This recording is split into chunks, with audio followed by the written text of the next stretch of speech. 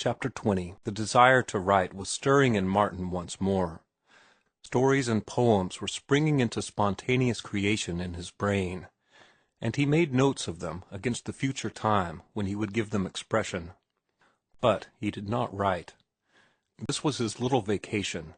He had resolved to devote it to rest and love, and in both matters he prospered. He was soon spilling over with vitality, and each day he saw Ruth. At the moment of meeting, she experienced the old shock of his strength and health. "Be careful," her mother warned her once again. "I am afraid that you are seeing too much of Martin Eden." But Ruth laughed from security. She was sure of herself, and in a few days he would be off to sea. Then, by the time he returned, she would be away on her visit east. There was a magic, however, in the strength and health of Martin. He, too, had been told of her contemplated Eastern trip, and he felt the need for haste. Yet he did not know how to make love to a girl like Ruth.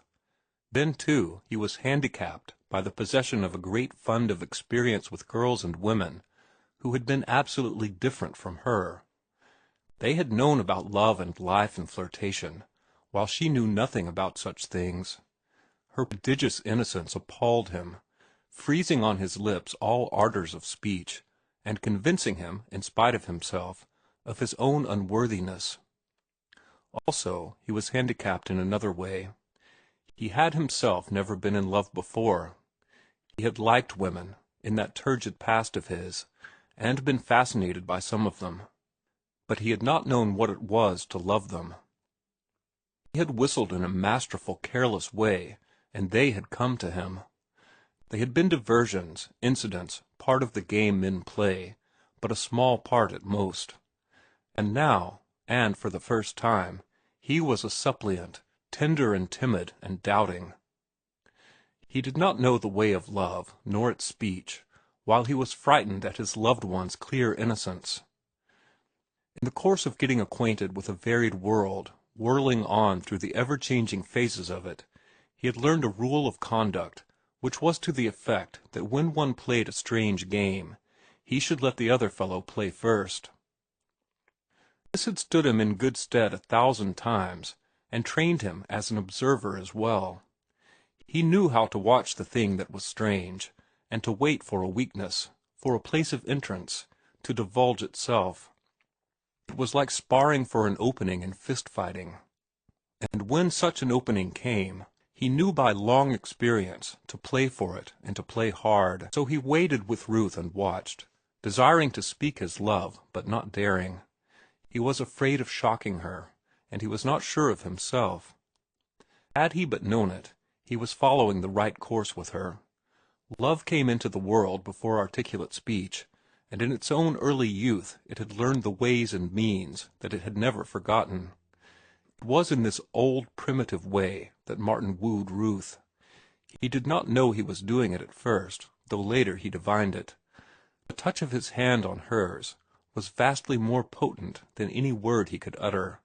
The impact of his strength on her imagination was more alluring than the printed poems and spoken passions of 1,000 generations of lovers.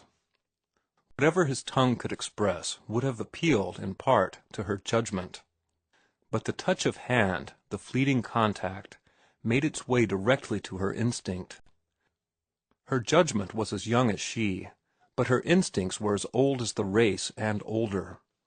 They had been young when love was young, and they were wiser than convention and opinion and all the newborn things.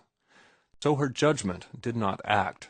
There was no call upon it, and she did not realize the strength of the appeal Martin made from moment to moment to her love nature. That he loved her, on the other hand, was as clear as day, and she consciously delighted in beholding his love manifestations. The glowing eyes, with their tender lights, the trembling hands, and the never-failing swarthy flush that flooded darkly under his sunburn. She even went farther, in a timid way inciting him, but doing it so delicately that he never suspected, and doing it half-consciously, so that she scarcely suspected herself. She thrilled with these proofs of her power that proclaimed her a woman. and she took an Eve-like delight in tormenting him and playing upon him. Tongue-tied by inexperience and by excess of ardor, wooing unwittingly and awkwardly, Martin continued his approach by contact. The touch of his hand was pleasant to her, and something deliciously more than pleasant. Martin did not know it, but he did know that it was not distasteful to her. Not that they touched hands often, save at meeting and parting, and that in handling the bicycles, in strapping on the books of verse they carried into the hills, and in conning the pages of books side by side. There were opportunities for hand to stray against hand. And there were opportunities, too, for her hair to brush his cheek, and for shoulder to touch shoulder, as they leaned together over the beauty of the books. She smiled to herself at vagrant impulses which arose from nowhere, and suggested that she rumple his hair, while he desired greatly, when they tired of reading, to rest his head in her lap, and dream with closed eyes about the future that was to be theirs. On Sunday picnics at Shellmound Park and Schuetzen Park in the past, he had rested his head on many laps, and, usually, he had slept soundly and selfishly while the girls shaded his face from the sun, and looked down and loved him, and wondered at his lordly carelessness of their love. To rest his head in a girl's lap had been the easiest thing in the world until now, and now he found Ruth's lap inaccessible and impossible.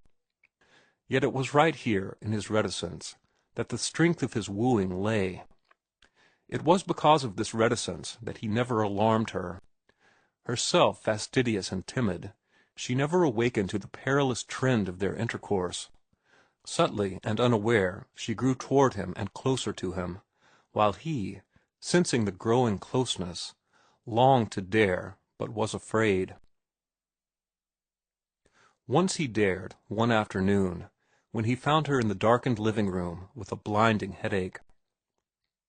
"Nothing can do it any good," she answered his inquiries. "And besides, I don't take headache powders. Dr. Hall won't permit me." "I can cure it, I think, and without drugs," was Martin's answer. "I am not sure, of course, but I'd like to try. It's simply massage. I learned the trick first from the Japanese. They are a race of masseurs, you know. Then I learned it all over again with variations from the Hawaiians. They call it lomi lomi. It can accomplish most of the things drugs accomplish, and a few things that drugs can't." Scarcely had his hands touched her head when she sighed deeply. "That is so good," she said. She spoke once again, half an hour later, when she asked, "Aren't you tired?" The question was perfunctory, and she knew what the answer would be. Then she lost herself in drowsy contemplation of the soothing balm of his strength. Life poured from the ends of his fingers, driving the pain before it, or so it seemed to her, until with the easement of pain she fell asleep and he stole away. She called him up by telephone that evening to thank him. "I slept until dinner," she said. "You cured me completely, Mr. Eden, and I don't know how to thank you." He was warm and bungling of speech and very happy as he replied to her, and there was dancing in his mind throughout the telephone conversation the memory of Browning and sickly Elizabeth Barrett. What had been done could be done again, and he, Martin Eden, could do it and would do it for Ruth Morse. He went back to his room, to the volume of Spencer's Sociology lying open on the bed. But he could not read. Love tormented him and overrode his will, so that, despite all determination, he found himself at the little ink-stained table. The sonnet he composed that night was the first of a love cycle of 50 sonnets, which was completed within 2 months. He had the love sonnets of the Portuguese in mind as he wrote, and he wrote under the best conditions for great work, at a climacteric of living, in the throes of his own sweet love madness. The many hours he was not with Ruth he devoted to the love cycle, to reading at home, or to the public reading rooms, where he got more closely in touch with the magazines of the day, and the nature of their policy and content. The hours he spent with Ruth were maddening alike in promise and in inconclusiveness. It was a week after he cured her headache that a moonlight sail on Lake Merritt was proposed by Norman and seconded by Arthur and Olney. Martin was the only one capable of handling a boat, and he was pressed into service. Ruth sat near him in the stern, while the three young fellows lounged amidships, deep in a wordy wrangle over frat affairs. The moon had not yet risen, and Ruth, gazing into the starry vault of the sky, and exchanging no speech with Martin, experienced a sudden feeling of loneliness. She glanced at him. A puff of wind was heeling the boat over till the deck was awash, and he, one hand on tiller and the other on main-sheet, was luffing slightly, at the same time peering ahead to make out the near-lying north shore. He was unaware of her gaze, and she watched him intently, speculating fancifully about the strange warp of soul that led him, a young man with signal powers, to fritter away his time on the writing of stories and poems, foredoomed to mediocrity and failure. Her eyes wandered along the strong throat, dimly seen in the starlight, and over the firm-poised head, and the old desire to lay her hands upon his neck came back to her. The strength she abhorred attracted her. Her feeling of loneliness became more pronounced, and she felt tired. Her position on the heeling boat irked her, and she remembered the headache he had cured and the soothing rest that resided in him. He was sitting beside her, quite beside her, and the boat seemed to tilt her toward him.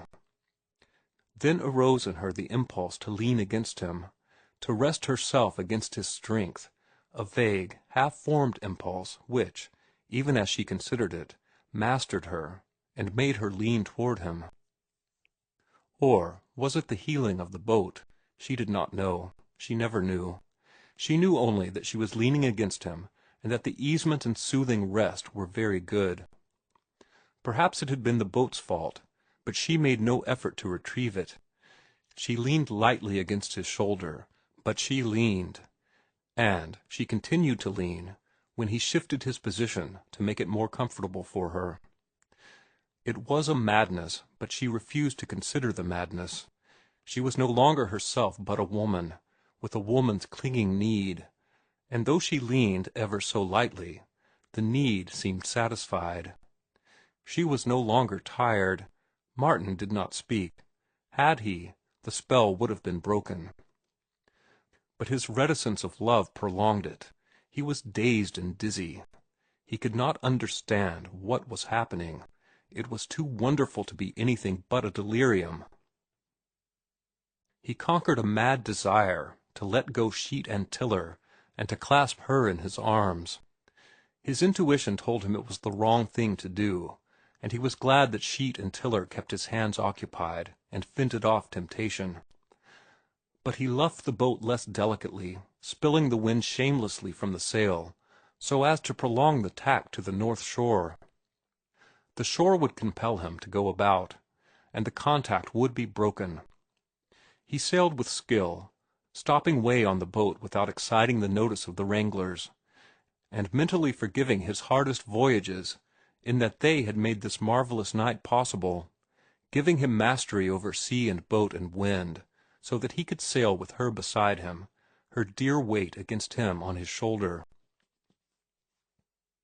When the first light of the rising moon touched the sail, illuminating the boat with pearly radiance, Ruth moved away from him. And, even as she moved, she felt him move away. The impulse to avoid detection was mutual. The episode was tacitly and secretly intimate. She sat apart from him with burning cheeks, while the full force of it came home to her. She had been guilty of something she would not have her brothers see, nor only see. Why had she done it?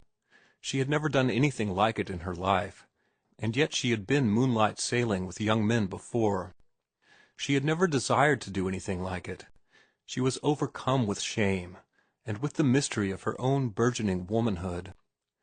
She stole a glance at Martin, who was busy putting the boat about on the other tack, and she could have hated him for having made her do an immodest and shameful thing. And he, of all men! Perhaps her mother was right, and she was seeing too much of him. It would never happen again, she resolved, and she would see less of him in the future. She entertained a wild idea of explaining to him the first time they were alone together, of lying to him, of mentioning casually the attack of faintness that had overpowered her just before the moon came up. Then she remembered how they had drawn mutually away before the revealing moon, and she knew he would know it for a lie. In the days that swiftly followed, she was no longer herself, but a strange, puzzling creature, willful over judgment and scornful of self-analysis, refusing to peer into the future or to think about herself and whither she was drifting.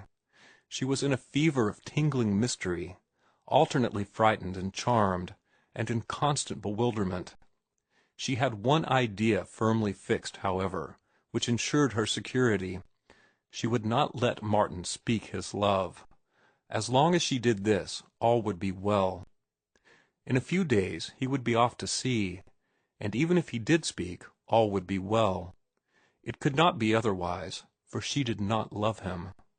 Of course, it would be a painful half-hour for him, and an embarrassing half-hour for her, because it would be her first proposal. She thrilled deliciously at the thought. She was really a woman, with a man ripe to ask for her in marriage. It was a lure to all that was fundamental in her sex. The fabric of her life, of all that constituted her, quivered and grew tremulous. The thought fluttered in her mind like a flame-attracted moth. She went so far as to imagine Martin proposing, herself putting the words into his mouth, and she rehearsed her refusal, tempering it with kindness, and exhorting him to true and noble manhood.